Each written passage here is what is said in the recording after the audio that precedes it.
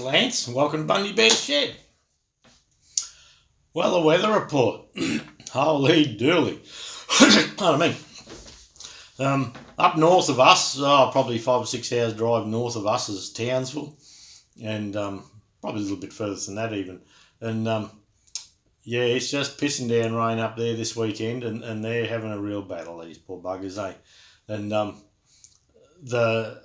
they've had that much rain there through, something like 1.5 metres, so 5 feet of rain in the last week or so, and the dam's chockers, and last night they had to open the floodgates. They have gates on the dam so they can keep a good reserve of water for the town, but they can actually let some flow out, and if they know there's going to be a big flow come in, they can open the gates a little bit and take a bit off the top to store more water. But the dam up at Townsville, the dam up at Townsville at the moment, it's 240 something % full, and they've got the gates wide open. So there was a couple of hundred houses affected with water yesterday.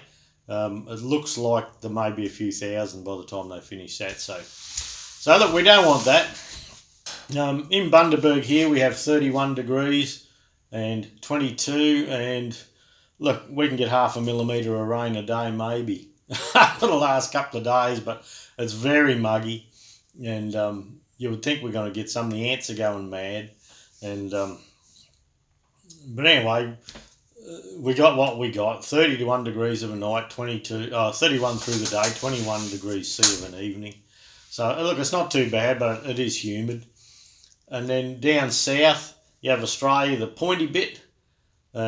We have all the rain across the top through the Gulf and all that at the moment, and hopefully it comes down Western Queensland and helps people with the drought there. They've been having a hell of a trot. And but down Victoria, where Melbourne is, just northeast of there, around Erica and that, there's bushfires, it's burning. And down Tasmania, that's the island off the bottom of Australia to the south, they're having bushfires as well. So, poor buggers. It's a land of extremes. And up in Townsville on Facebook, they've got crocodiles wandering the streets. Look, not 500 of them, just the odd one. And so the army's up there. There's big army bases up in Townsville, so the army's in there helping at the moment. So, but just on the news before, there's another week of it yet, another week of rain for these people. So they're saying it may come down, so we're hoping we get a bit of rain. I've had to extend the foot valve on the pumping a little bit and things like that to just to try and keep our water flowing here. Our dams are very low, so we're hoping we get a bit of wash off it or something like that. But we didn't do a stew last week. Look, I just run around like a blue-ass fly with work, and nothing exciting really happened to show you. This week, I have been doing a few jobs for customers. So, like, this is a carby I've just started and finished this morning. Like, that's off a Massey Ferguson. It's a Zenith 24T. And I tidy him up and put new butterfly shafts in and new choke shafts and all that sort of thing, and service them up for people. So I've been doing some of that, and which you've seen before, so I don't video them. Now you don't need to see 50 carbies done up. And customers got some TE20 axles. We have to do them yet, plus we've got other ones to do. So that's keeping us going. Yesterday, daughter comes to visit me, and Dad, the bloody car door won't shut. And so anyway, look, she went to Bunnings. She's got a, I think it's 2011 Ford Fiesta, 4-door. And she went to Bunnings and bought a pot plant and bought a pot to put it in and opened the back door. And like, this car hadn't done 40,000 kilometres yet. And the back door's probably been opened 4 or 5 times. And anyway, I went to shut it and it wouldn't latch. So on your normal door, this is the door catch in it. We have a harness that comes in here for central locking. And normally when you bring something like this through, it locks and you can hear it click and lock on there, but doesn't matter what we do, we can't get that to lock. And so I had to get on YouTube and work out how to get that bloody thing off, you know. And Yeah, it took me a couple of hours, which probably should have took half an hour. But anyway, it took me a while, so I've got to ring Ford today and see how we go with that. Now, that was the same car that this steering shaft was making noise on. And so I actually got some uni joints, wherever they are. Here we go. Of a 4Runner, Toyota 4Runner. They're about the same size. So I fitted them to the shaft, and I fitted the shaft, and this is out of phase, same as we spoke about before, which, yeah, the comments were good on that. One thing about it, though, is the master splines are different, and with this electric steering, they've got little pictures on here, so you've got to lock your steering, then you read the book, and then you get your spanner out. I like that. So look, I've done that, I've put it in, and because the door didn't shut properly, I haven't been able to take it for a proper drive yet. So, but I reckon it still had a bit of noise there. So the steering part I may not be on top of yet. I'm buggering around with electronic stuff again, and that's a little sound recorder that I bought, and just to have a little bit of convenience, something I could pop in my pocket, and I'm just trying that. Oh, that Rode mic I've had for yonks. And I just thought I'd give that a go. On the Massey Ferguson 135, I had the shits the other day. I thought I'd do nice short little videos on assembling the gearbox. Now, on those videos on assembling the gearbox, I thought, well, in the gearbox, the first thing to go in is your reverse idler. So I'll do a little 10 or 15 minute video on the reverse idler, on fitting that, and then the next video would be fitting the lay shaft in the bottom of the gearbox, and we'd move forward like that. So if someone was following along doing theirs, they didn't have to scrummage back through a whole hour and a half of video of me putting a gearbox together. They could just follow that little section. Then once that section's complete, they're right to move on. So, I got the reverse idler in, which I'll have edited this week sometime, hopefully. I went and put the lay shaft in, and I was having trouble getting the light all sorted out, and I've got me stand up, and I've got the camera up its clacker here, and I've got me lights, LEDs coming in, but in the process of all that, unbeknown to me, on the phone where I've been recording the sound through these little fluffy microphones, the dead cats, the plug had come out of my phone, so I went and done a bit of playback just to see how we were going, and it's windy and the sound is shit, and I'm thinking, what's going on here? And that's when I found out that the microphone had come unplugged, with all me mucking around trying to get it right. So there's some sound with the nick on, and there'll be some sound with the, the dead cat's not working because it come unplugged out of the phone. So it's a standard phone microphone. So I've got to work out that in editing and see if I can tidy the wind out of it, or whether we just do a voiceover for that one or something like that. But yeah, I was going to be far ahead of where I am with that tractor. But anyway, it's not a race. I'm just going to do what we can do with the other commitments that we have. I've got my little book here, my notes, yeah. So I've made another stand. Now, this is particularly for doing the John Deeres. And look, I used to have some of these, and they were the handiest thing. Now, on a utility tractor, on a John Deere, which is the German-built one, like 2030, 2040, 1640, 2650, 2850, 3350, and the 55s. We don't have the 55s here, but they do work on the tractors made in America, but normally they're the utility tractors, and on the side of the bell housing each side, there's two bolts 84mm apart, and then at the top there's and these are 5/8 UNC, and then at the top there's a 3/4 bolt. So what I've always done is when I split those tractors, I just bolt one of these stands on either side of it and wheel them apart. Now with you can see that with this bit here, you can just wind it up and down, and whatever height you like. And then when you want to, doing this, you don't have to put your front axle wedges in, which Brian will understand. And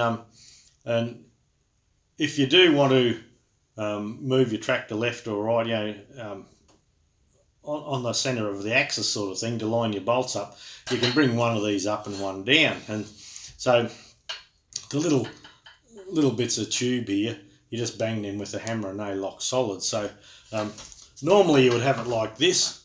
So this bolts into the side of the tractor on the bell housing, one each side, then you wheel it apart. But where I found these really handy is you can actually bolt to the back of a gearbox, or pick up a couple of bolts on the side of anything, and you can actually turn these wheels around, so you can actually have a support and go that way if you like instead of this way.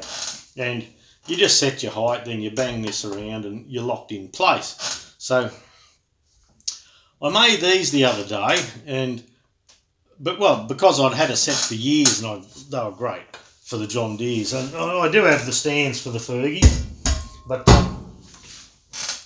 the reason I've gone to the effort of making them, and I didn't film any of that, it was just, wasn't pretty to watch probably, and as a bloke at work come and saw me, or he rang me, and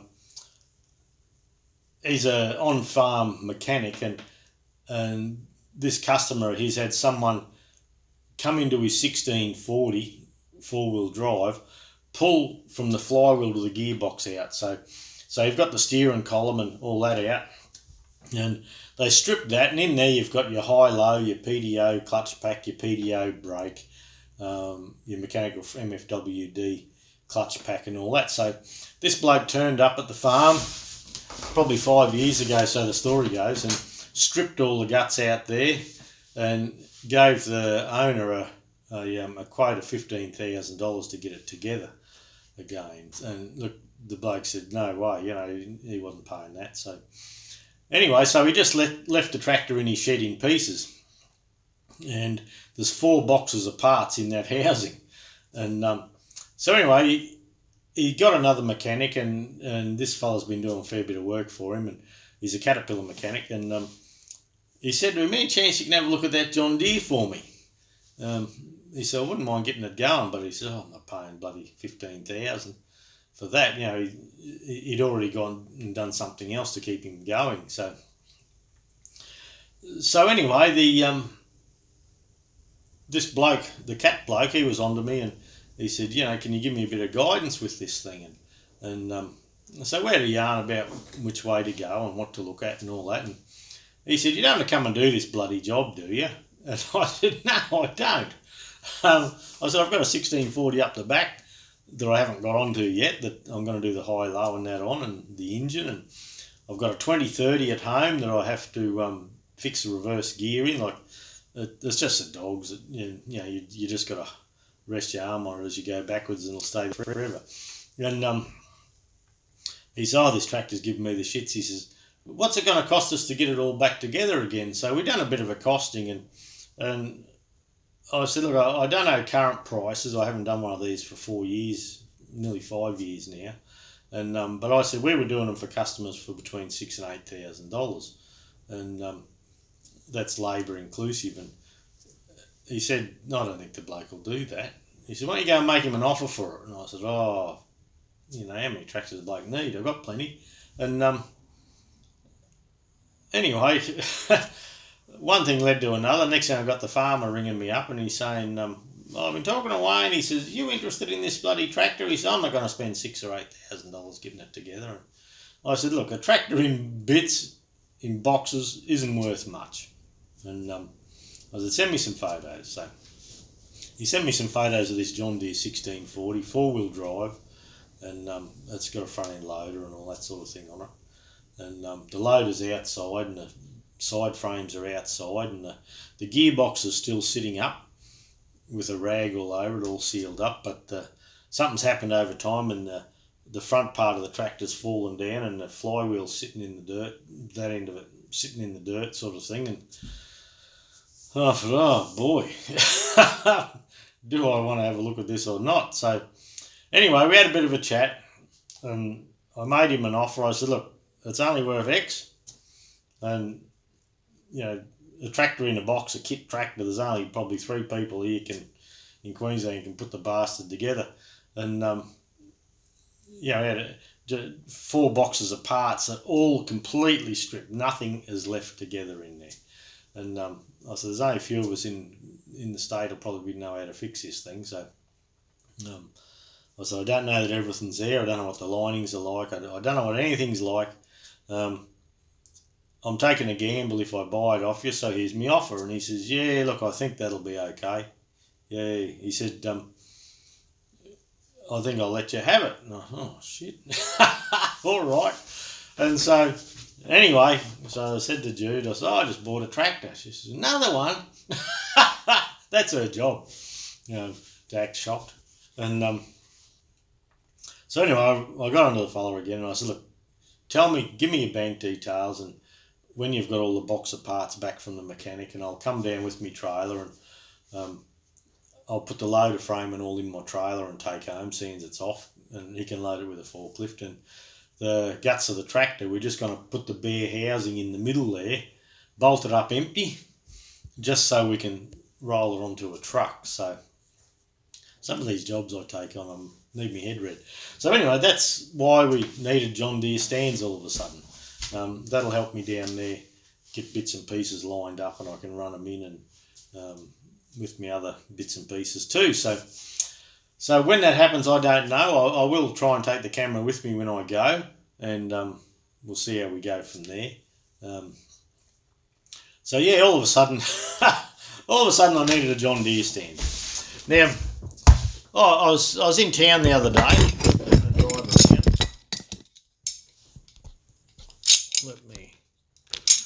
There's an old second-hand shop over east, and some of the spanners I've been using, I've had for years and years, my old Fergie ones, and they're bending, they're getting a bit worn out. So I found a couple of Australian Sid Chrome, the real early Sid Chrome 5, 8, 11, 16. Now, Sid Chrome's a great Aussie brand.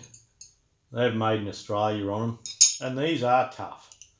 They're great spanners. Now, they got bought out by Stanley and Proto and all that, and the real early spanners, there's collectors now for Sid Chrome spanners, but I just want to use them. And the early spanners were Siddons, and they actually got into the drop forging years ago. But these Sid Chrome spanners, second hand, they're just a great thing. And but what I was happy to get was like a half 916 AF. That's a Sid Chrome again. They're the very narrow ones for doing the tappets and the Massey Ferguson clutches. They come in nice up the hole for doing the clutches. So for $40 I picked up 4 spanners. So that was a good thing. I'll take them up the back and just use some of the Fergies, but I just thought I'd show you that. What else have I got? Oh, my multi-power tractor. Up the back there, I've got the wheel off it. The 14.928s off the 6-speed are going to go into the multi-power tractor because they're higher rolling radius, which gives us a better road speed for when we get going. And but I had to work out which way we were going. So now I've got the 135 multi-power and the 135 6-speed both out of action, but we're going to swap and change a few parts around.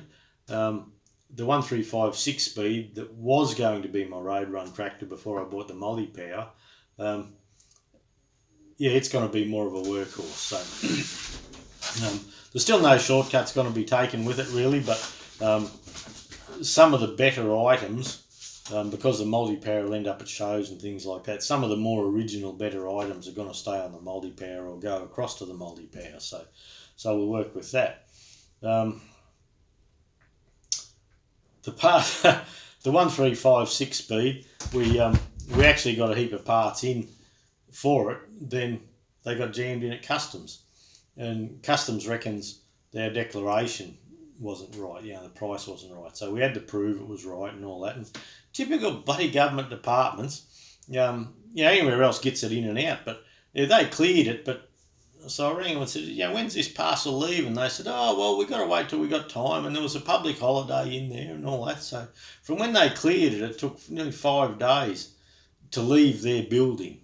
So I had the shits. I said, I can order them on Thursday afternoon in Ireland and I can have them into Australia if you blokes don't touch them on Tuesday in Bundy, Queensland on the Tuesday. They're into Brisbane on the Sunday. And yeah, so they got all my parts and held them in customs, and yeah, we had to prove that that we were paying in Aussie dollars and all that sort of thing, because they reckoned that because we were close to the $1,000, it was probably €1,000, not dollars, and yeah, some office jockey got all involved, and so that slowed up that job as well. So not to not to worry. Another little item that. At the counter at work there, we just have El Cheapo verniers, just for measuring a universal joint or something like that. They're just to give us the computer screen will say 54 or 35 mil cup and about 106 wide or something like that. So we just have cheap verniers there. So anyway, I've got a couple of pairs and they're really hard on batteries, so I thought, I'll just go and get a couple of cheap ones. And I'm seeing about the Nick starting, the new lady, and I'll just get a set for everyone, a new set, only the cheapies. And well, this one here, by the time you zero it out and you measure 1 inch here, this is 20 something thou out. Now when you look at it shut right up, you can actually see, I don't know if you can see the jaws overlapping. And I did a couple of tests just for shit and giggles and to see. But look, what I think I'm going to do with it, just a bit of an exercise, is I should be able to file that back. And so when I have 0 here, I should be able to measure 0 there. And I bought 3 pairs. 1 pair is pretty good, the other 2 are rubbish. So I thought, look, and it's not something we use on the lathe, or verniers aren't a micrometer, but I just thought, from an inch one side to an inch the other side is probably 20 thou nearly out. But anyway, it's out quite a bit. So I brought them home and I thought I'd just I'd see if I could get them accurate, just to do it, really. Who knows? I probably can, probably can't. I'll have a bit of a fiddle and show you, but look, all I was thinking of doing was using a file, and the edge here, this edge here is quite fat, so I was going to bring that back, and then I was going to bring that angle and work on those angles and bring them back and see if I can get this jaw and that jaw reading the same. This jaw, look, it's a nice flat jaw, and being a digital you can zero it anywhere, so that's the one that closes. So when you zero that and you bring it out to an inch or something like that, I just want this reading pretty close. So we'll see we'll see how we go with that. But look, that's about it for this week. I've been watching Joe Pazinski setting up his rotary tables and his rotary table hints and tricks, and he's got the rotary table up one end and the vice at the other, and I'm going to have a fiddle with that if I get a chance. I thought that'd be interesting to do, and I do still have the kingpin housings to finish off on the multi-power tractor. I started machining the main parts of them, but I haven't put them in the rotary table yet to turn them around. So I've got a little bit of rotary table work, but that's been interesting to watch. Joe and he's been in the trade for years. I suppose we all get our thing. I know tractors and I can talk tractors all day and I understand them and all that, and that's my thing, and the machining's part of my tractors for me and part of my hobby. And Joe, he's been earning his living doing the machine shop stuff for years, and boy, I learn a lot off these fellas, eh? And Yeah, I never never stop learning. Yeah, I'll just be coming good and I'll park up, I suppose. But anyway. All right, look, that's it. Thanks for watching. Hopefully I'll get a couple of massive videos out this week, all being well. And have a good week, everyone. Try and keep dry. We'll catch you later, eh?